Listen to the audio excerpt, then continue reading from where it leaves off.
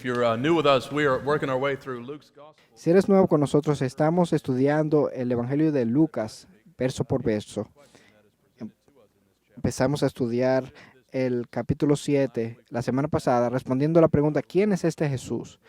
Y la semana pasada vimos que Él es el Señor de la enfermedad y la muerte.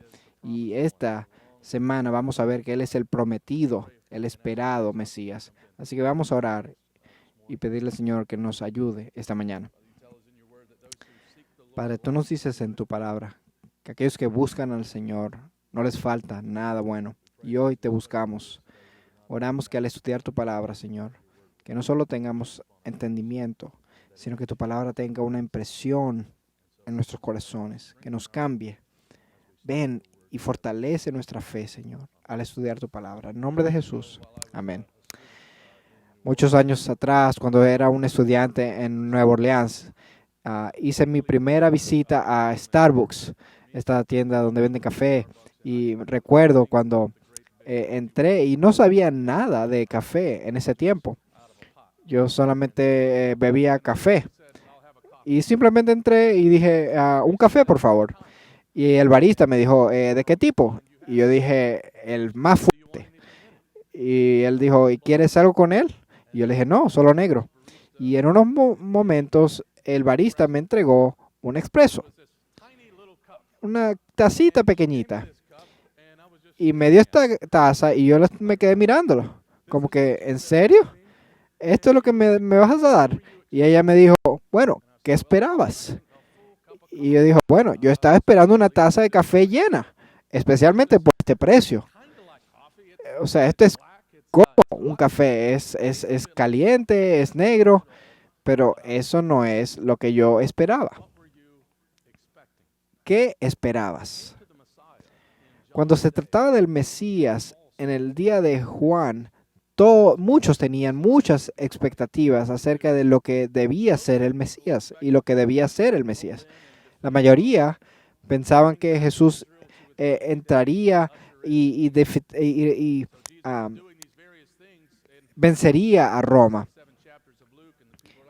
Y en esos primeros capítulos de Lucas, la gente dice, bueno, él es como un Mesías, pero no en realidad no cumple mis expectativas. Nadie tenía una categoría para un Mesías crucificado.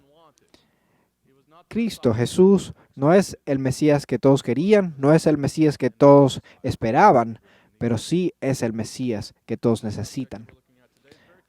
Este tema está relacionado con el Domingo de Ramos, porque cuando Jesús entró a Jerusalén en ese pollino y la multitud declaró, Hosana, Hosana, bendito sea el Rey que viene en el nombre del Señor, no todos en la multitud entendían qué tipo de Mesías era Jesús. Los discípulos tampoco tenían clara su identidad. Y aquí vemos un ejemplo de un malentendido con Juan el Bautista.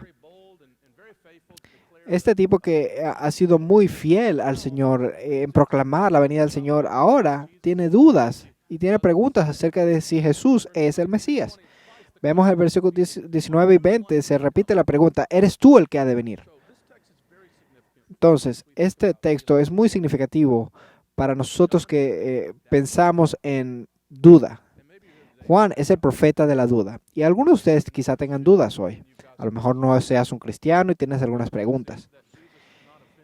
Debes entender que Jesús no se ofende por tus preguntas. Y debes entender que debemos aprender de Juan a llevar nuestras preguntas a Jesús. A menudo la gente plantea preguntas, pero no en realidad busca respuestas. Simplemente quieren quitarse de la cabeza la idea de Jesús. Entonces usan las preguntas como un mecanismo de defensa.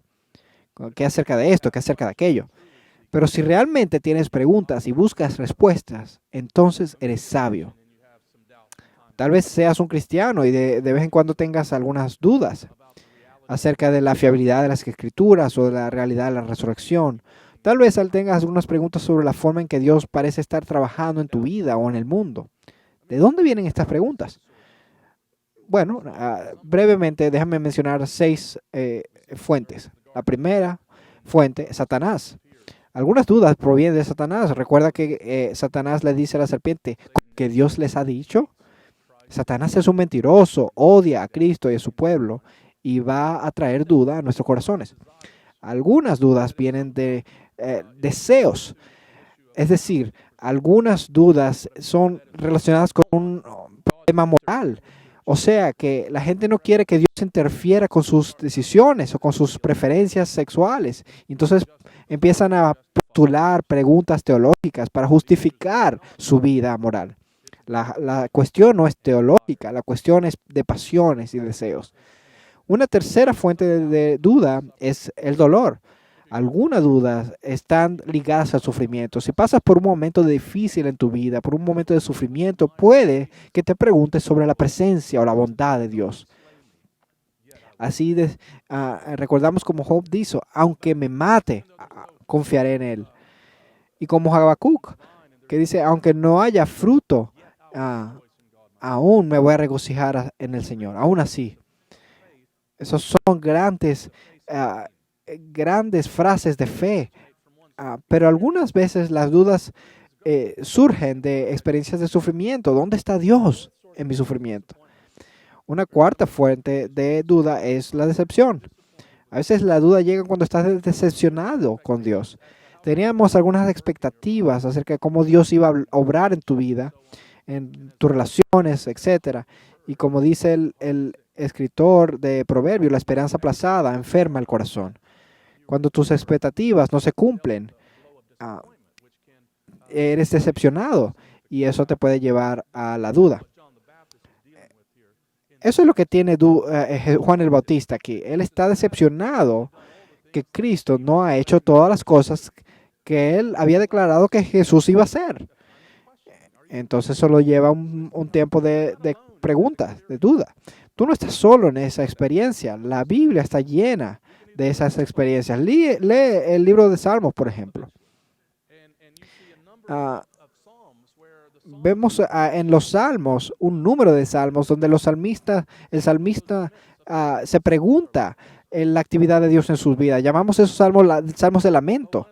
Entonces no estás solo en esa experiencia. Uno de los ejemplos es el Salmo 73, donde comienza el Salmo diciendo que Dios,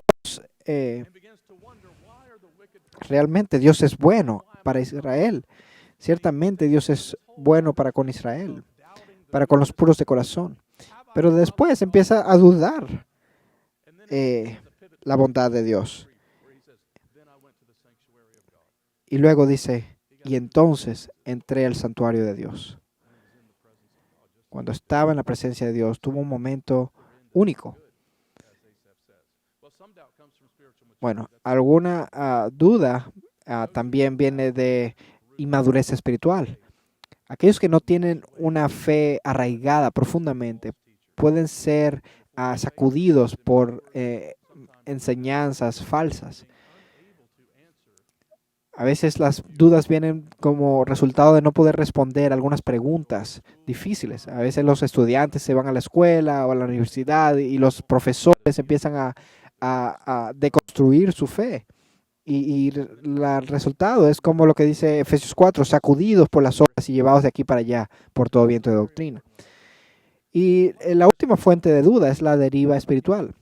A menudo los cristianos no llegan a la duda de la noche para la mañana, sino que es de manera gradual. Dejas de leer las escrituras, dejas de asistir a los servicios de adoración, dejas de formar parte de la comunidad, llenas tu mente con medios de comunicación, con noticias, con películas, y te permites participar en el pecado regularmente. En un momento dices, no estoy seguro que nada de esto sea verdad.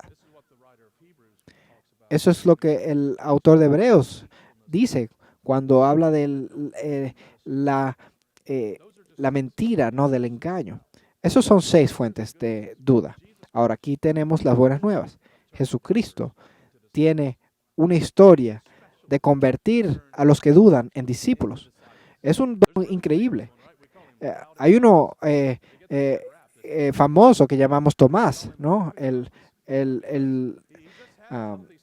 Tomás el dudoso lo llamamos algunos.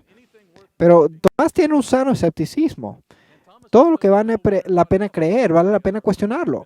Y Tomás tiene que tomar su propia decisión, como todos nosotros. Tomás dice, yo tengo que ver, yo no tengo que decir que sí porque todos los demás lo quiero, yo lo quiero ver.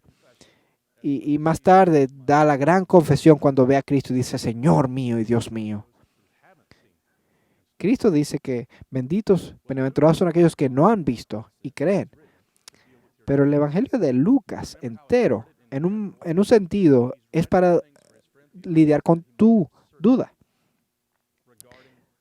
Él le dice a Teófilo que él escribe este libro para que él tenga certeza. Entonces, vemos que Jesús no se ofende por estas preguntas. Jesús es tan misericordioso con Juan. Él le puede decir, ¿de qué estás hablando, Juan? ¿Cómo que si yo soy el que ha de venir? Pero no hace eso. Vemos en el versículo 1 al 10 que Jesús es atraído por la fe en este capítulo 7. Y luego vimos que Jesús se conmueve por el dolor en el capítulo 7, verso 11 al 17. Y ahora vemos que Jesús responde a nuestras dudas. Entonces, el texto está estructurado de esta manera. La pregunta de Juan a Jesús y la respuesta de Jesús en el verso 18 al 23. Luego, el testimonio de Jesús a Juan en el verso 24 al 30. Y luego, por último, verso 31 al 35, Jesús habla del juicio de Israel por su rechazo tanto a Juan como a él mismo.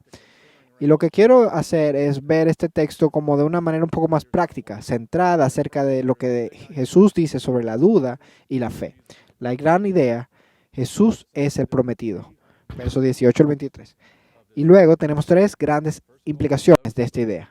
Primero, los que creen en Él son bienaventurados. Segundo, los que creen en Él son privilegiados. Y tercero, los que creen en Él son sabios. Entonces, vamos a ver esto juntos. Primero, Jesús es el prometido. Verso 18 al 23. Los discípulos de Juan están observando todo lo que Jesús está haciendo, verso 18, y entonces le comunican esto a Juan. Juan está de una crisis. Lucas no nos dice, pero Mateo nos dice que esto es un punto importante. Juan está en la prisión en este punto. Él está en la prisión y sabemos que Juan más adelante va a ser decapitado por su predicación. Entonces, Juan está aquí en la prisión y está escuchando lo que Jesús está haciendo allá afuera. Y le llega este reporte de lo que él está haciendo. Y él manda de vuelta para Jesús a preguntar, ¿eres tú el que debe venir o será otro el Mesías? Entonces, no se nos dice por qué Juan hace esta pregunta, pero se nos dice que él hace esta pregunta. Y si tú has estado con nosotros, si tú conoces el Evangelio, dices, wow, este es el que predicó, he aquí el Cordero de Dios que quita el pecado del mundo. He aquí el que está preparando el camino para el Señor. ¿Y cómo llega este hombre a dudar si Jesús es el Mesías? La respuesta se encuentra en el capítulo 3, versículos 16 y 17, cuando leímos de Juan, cuando él dice muchas cosas de Jesús y luego dice, Él te bautizará con el Espíritu Santo y el fuego. Tiene en su manto el aventador para limpiar su era y recoger el trigo en su granero. Pero la paja la quemará con fuego. Jesús no estaba quemando la paja todavía. Jesús había proclamado un juicio de fuego, pero eso no ha ocurrido. Y Juan es un hombre que está atascado entre los tiempos. Este juicio no había entendido, vendría más adelante. Pero Juan está en prisión y todo lo que él sabía que Jesús iba a hacer no lo ha hecho. Entonces está diciendo, bueno, ¿eres tú el Mesías? David Garland, un teólogo, dice, la terrible y veloz espada que iba a ser puesta a la raíz de los árboles está resultando terriblemente lenta. El único atropello que se produjo fue en la cabeza de Juan. Era un cautivo que no se liberaba.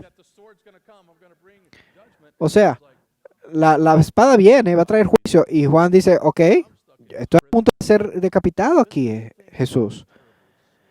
Esto se está moviendo muy lento. Y eso nos afecta en el corazón y nos da impaciencia con el tiempo del Señor. Todo se está moviendo muy lento, Señor. Bueno, los hombres de Juan llegan, verso 21, encuentran a Jesús sanando a los enfermos y liberando a los endemoniados, sanando a los ciegos.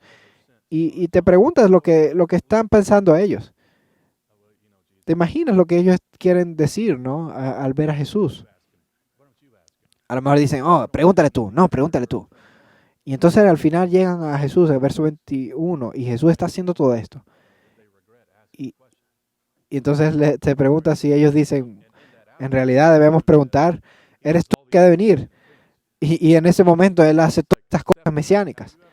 Es como que Stephen Curry, el mejor eh, eh, eh, lanzador de tres de basquetbol en la historia, y le dice, Stephen Curry, ¿tú has metido una bola de tres alguna vez? Y empieza a meter una y otra y otra y otra. Jesús, ¿eres tú el Mesías? Y empieza a hacer todas las cosas mesiánicas. Y Jesús, después de darles esta ilustración visible de su identidad mesiánica, les dice, vayan a decirle a Jesús, a Juan esto, vayan a decirle lo que vieron y lo que han escuchado, que los enfermos han sido sanados, que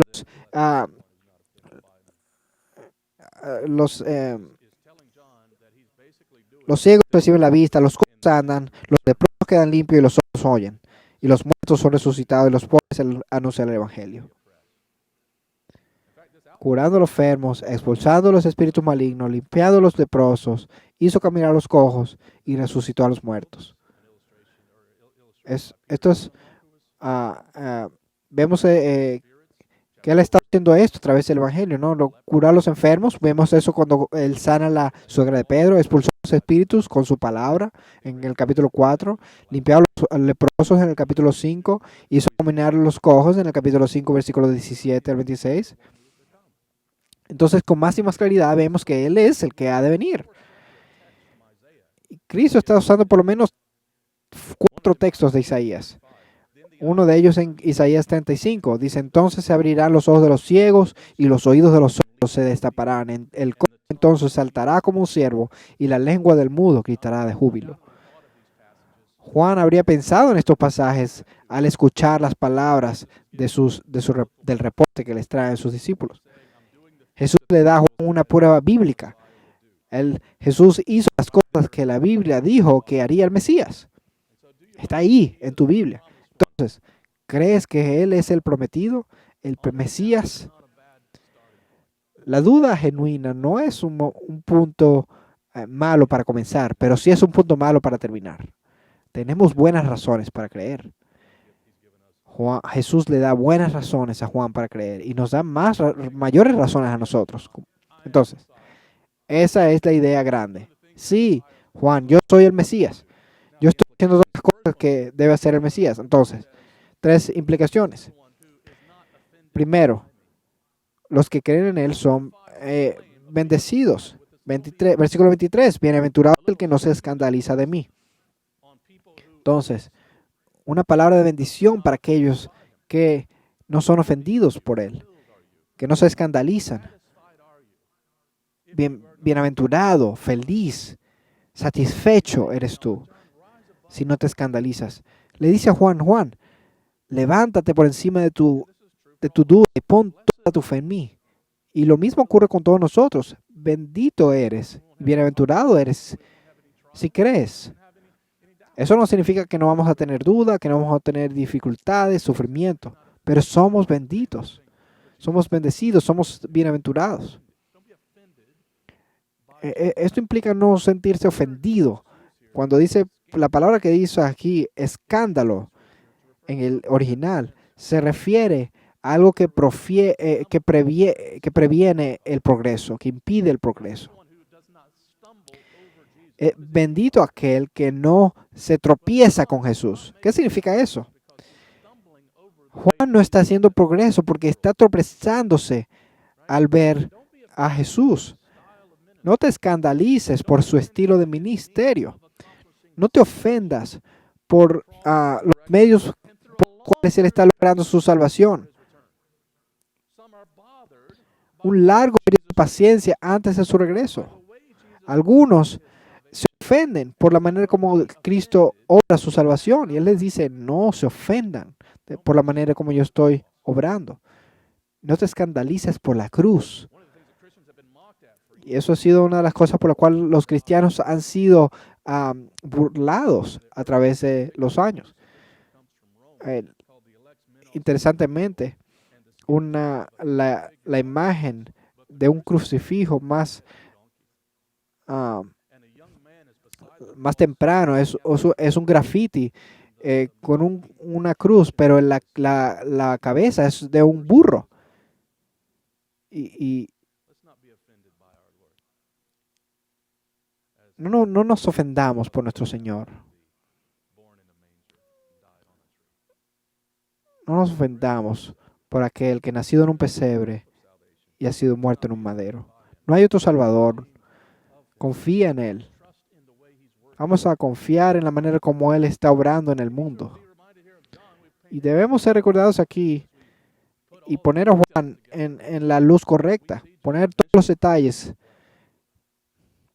Vamos a ver que Juan, a pesar de que tuvo dudas, sí, al final su cabeza fue decapitada por predicar la verdad. Piensa en eso.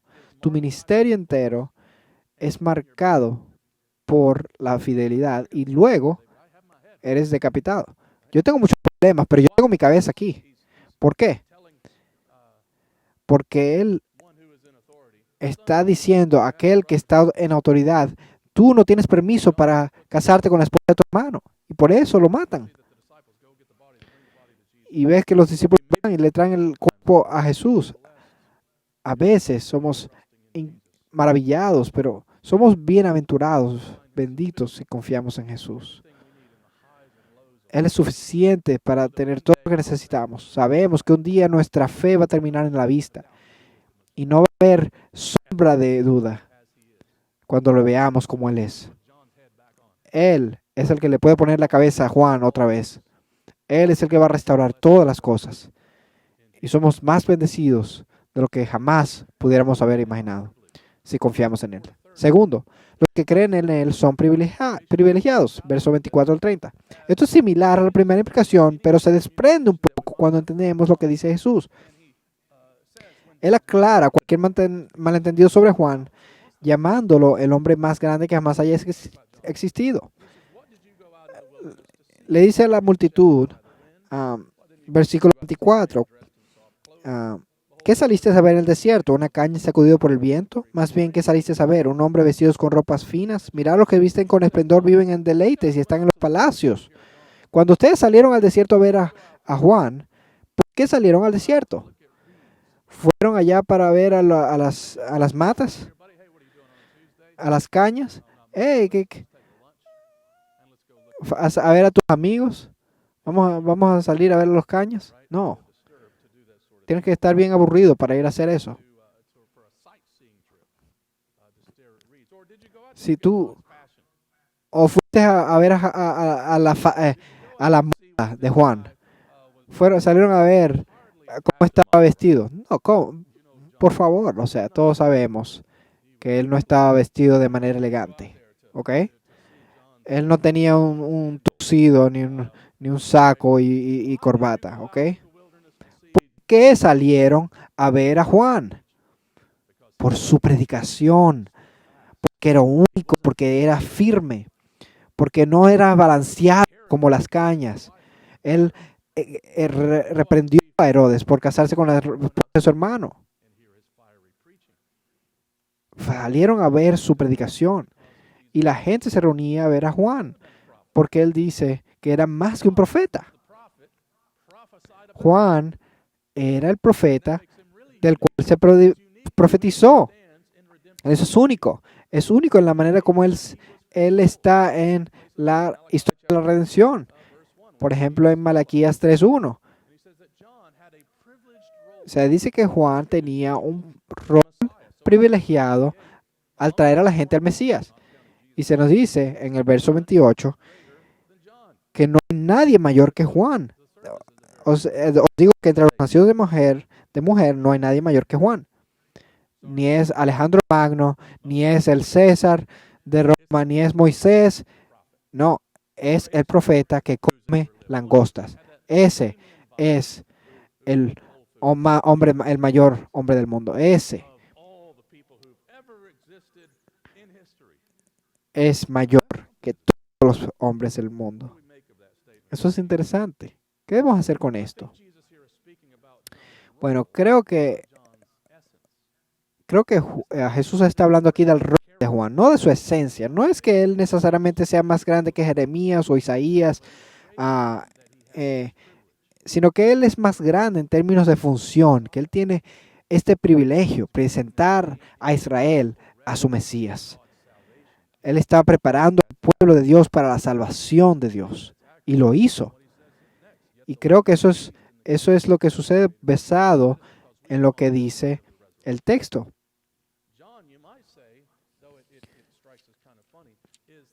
Y podemos decir que Juan es el último de los profetas del Antiguo Testamento.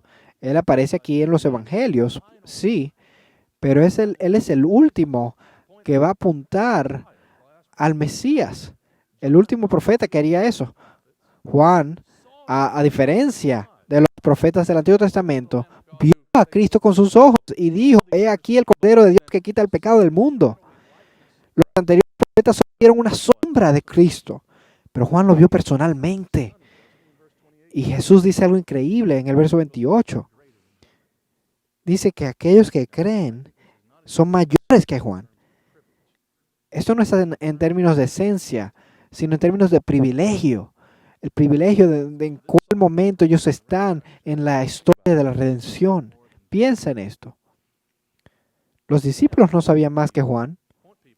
Nosotros apuntamos a Cristo con más claridad que la que Juan tenía, porque tenemos una revelación entera. Vivimos en el nuevo pacto y somos privilegiados. Juan estaba ahí en la bisagra de la historia, pero el creyente más oscuro en la era mesiánica, en la era después del Mesías, es más privilegiado que Juan. El más grande de la era antigua no se acerca al privilegio que tenemos hoy nosotros. Por eso dice Pedro que aún los ángeles anhelaban ver esto. Aquellos en el nuevo pacto tenemos más privilegio que aquellos en el antiguo pacto. Una ilustración de Ralph Davis dice que Susan B. Anthony trabajó ávidamente por el sufragio femenino en los Estados Unidos. Sin embargo, murió en 1906, 14 años antes de que se aprobara la ley que permitió a las mujeres votar en Estados Unidos. Hizo campaña por el derecho de todas las mujeres, pero nunca disfrutó de ese privilegio.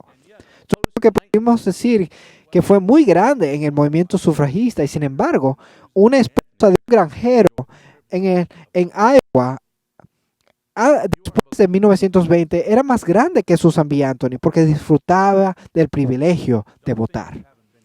Si tú eres un creyente en Jesucristo hoy, tú eres un dueño de un paquete de privilegios más grande. Tienes más privilegio que Isaías, Jeremías y Juan juntos. Has recibido el don del Espíritu Santo que te permite clamar: Abba, Padre. Tienes acceso al trono de Dios. Eres parte de un sacerdocio de todos los creyentes. Tú puedes llevar a la gente a la presencia de Dios a través de la oración. Tú tienes la esperanza de la gloria que ha de venir. Alguien dijo: es difícil no pensar que había sido estupendo, tal vez incluso mejor, haber vivido una época en la cual Dios actuaba poderosamente, haber cruzado el mar con Moisés, haber visto a Elías derrotar a los profetas de Baal en el Monte Carmelo. Pero Jesús tiene claro que por muy grandes que fueran los tiempos anteriores, por muy grandes que fuera el Bautista, nada anterior a ese tiempo iguala lo que ofrece Jesús. Sí, Moisés y los profetas pudieron hablar, dirían que anhelaban estos días, si habrían intercambiado totalmente con nosotros. Así de especial es compartir la salvación que trae Jesús. Aquellos que creen son privilegiados. Y después de hablar así de Juan, Jesús expone las respuestas de la gente corriente y de los recaudadores de impuestos. Y hay algunas sorpresas. Vemos aquí Me encanta esa frase en el versículo 29. Cuando todo el pueblo y los recaudadores impuestos lo oyeron, ah, le reconocieron la justicia de Dios. O sea, no están objetando la manera como Dios ha escogido obrar su salvación. Ellos están diciendo que Dios es justificado, es justo en hacer lo que Él está haciendo. Ellos siguieron el plan de Dios. Sin embargo, aún los líderes,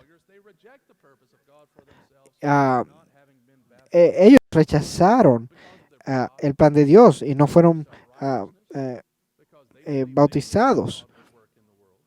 Los fariseos y los intérpretes de la ley. Ellos rechazaron los propósitos de Dios. Verso 30. Y por tanto no experimentaron esos privilegios. Pero aquellos que son los más pequeños en el reino de Dios, aquellos que han abrazado a Jesús como el Mesías, tienen un paquete de privilegio más grande.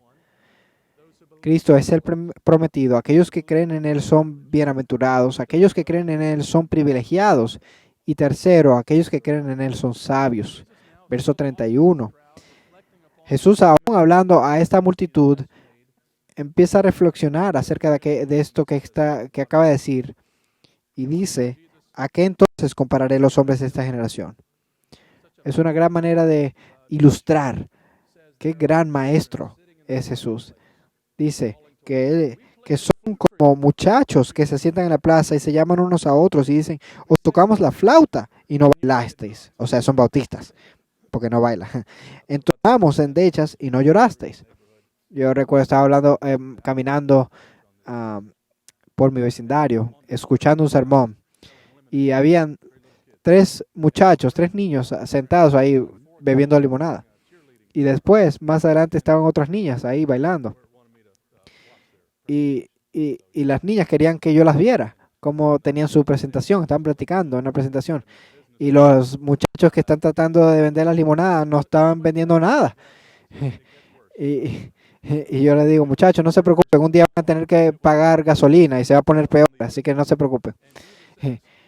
Y Jesús dice, algunos que no me han aceptado están caminando entre dos actividades y no se satisfacen con ninguna. Yo la llamo la parábola de los malcriados. Se reúnen, los que quieren dicen, yo quiero jugar a la boda. No, no queremos jugar eso. Yo quiero jugar al funeral, dicen otros. No, tampoco quiero jugar eso. Entonces, no se satisfacen ni con Juan el Bautista ni conmigo. Juan viene como el ascético, o sea, aquel que practica la autonegación. Y en vez de decir, wow, qué santo es, dicen, oh, wow, tiene un demonio. No queremos jugar el funeral. Entonces me ven a mí y dicen, wow, Juan es loco, pero el Mesías, este Jesús, es loco. No queremos ni a Juan ni a Mesías. Entonces, por sus asociaciones, porque Jesús se la pasa con esta gente, los pecadores, ¿cómo lo llaman? Bueno, le llaman un glotón y un borracho, un amigo de los recaudadores de impuestos. Bueno, él no es ni un borracho ni un glotón, pero gracias a Dios, sí es un amigo de los pecadores. Y ellos ven a Juan y lo rechazan, ven a Jesús y lo rechazan. Y Jesús lo resume y dice, la sabiduría es justificada por todos sus hijos. La sabiduría se revela en aquellos que responden a Dios en sus caminos y en sus propios términos. Juan vino como aquel que preparaba el camino para el Mesías, y todos los que creen en Él son sabios. Todos los que siguen a Jesús son sabios. Aquellos que ven los caminos de Dios y caminan en sus caminos son sabios. Si tú has creído en Jesús, tú eres sabio y vas a ver grandes cosas. Aquellos que creen son sabios. Entonces, ¿es Jesús el prometido? Sí, lo es. Y esta mañana, iglesia, Él es digno de nuestra fe. Si tú estás en un periodo de cuestionamiento, de preguntas, de duda, oro que tu fe se fortalezca hoy. Leemos en en 2 de Tesalonicenses. Le doy gracias a Dios que su fe está creciendo abundantemente. Que nuestra fe crezca, sabiendo que un día nuestra fe va a terminar en vista. Y mientras tanto, vamos a poner nuestra fe en Él. Pablo dice que Dios demostró su amor entre nosotros, así que siendo aún pecadores, Cristo murió por nosotros. Él lo ha probado, lo ha demostrado, para que no lo dudemos. Miremos a la cruz. Como dice un pastor, Dane Ortlund, en la muerte de Cristo por los pecadores, Dios pretende poner su amor por nosotros fuera de toda duda. Su amor está fuera de toda duda. ¿Por qué? Porque la cruz es verdad.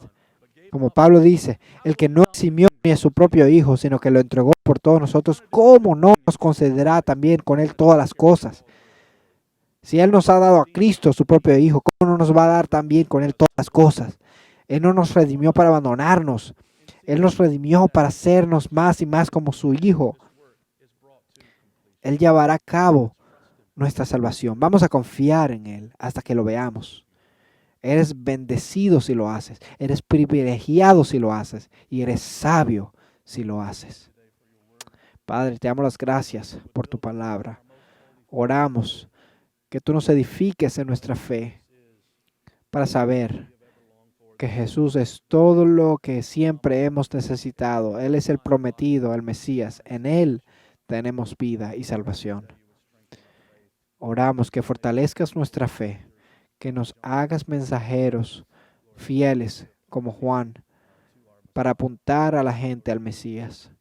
Señor Jesús, venimos a la Santa Cena hoy, sabiendo que esta es una de las maneras como nos recordamos de no solamente de tu identidad, sino de tu cuidado. Por lo que tú has hecho por nosotros, nunca debemos dudar de tu amor. Ayúdanos, Señor, a que estas canciones se levanten en nuestro corazón. En el nombre de Jesús. Amén.